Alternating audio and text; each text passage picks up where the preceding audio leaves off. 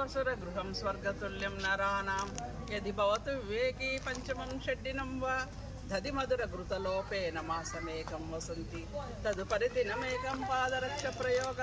అంటే ఏమిటంటే ఆషాఢ మాసంలో మామూలుగా ఆడపిల్ల అత్తగారింట్లో ఉండకూడదు అని, కొత్తగా పెళ్ళైన వాళ్ళు భార్యాభర్తలు దూరంగా ఉండాలని అంటారు. ఆ యొక్క మాసం అయిపోయినాక అల్లుడు వచ్చాడు బిడ్డను పిలుచుకోనిక. వచ్చినప్పుడు బాగా మంచిగా చేసి పెడుతున్నారు. చేసి తిన్న ఒక రకం, పొద్దున ఒక రకం, మధ్యాహ్నం ఒక అట్లా చేసి పెడుతుంటే బాగా తినుకుంటూ కూర్చున్నాడు.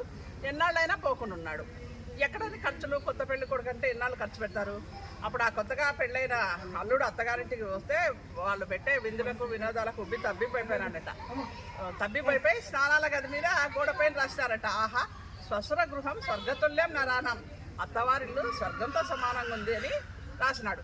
రాస్తే వాళ్ళ మరిది తెచ్చిపెట్టలేక అల్లాడాలి కదా, వాళ్ళ మరిది రాశాడంట, యది భవతు వివేకి పంచమం షడ్డినం బా. ఇదే ఈ విందులు వినోదాలు ఈ మర్యాద అంతా ఎన్నాళ్ళు అనుకున్నావు, 5-6 రోజులేరా అని రాశాడట. అయితే ఈ అల్లుడు మళ్ళీ పోయినాడు.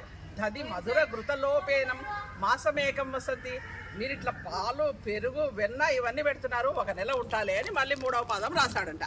అప్పుడు మళ్ళీ చూసినాడంట, మళ్ళీ వాళ్ళ మరిది చూసినాడంట. చూసి తదుపరి దినమేకం పాదరక్ష ప్రయోగ, ఒరే ఇంకంతకంటే ఎక్కువ రోజులు ఉన్నావంటే పడతాయి రా నీకు చెప్పు దెబ్బలు అన్నాడు అని వాడు రాశాడంట. అంటే విషయం ఏమంటే బాగా పెడుతున్నారు కదా అని మనము అన్ని రోజులు అత్తగారిని సతాయించుకుంటా ఉండకూడదు. స్వసుర గృహం స్వర్గతుల్యం నిజమే, ఎంతవరకు మర్యాద ఉంటే అంతవరకే అని దీని యొక్క భావం.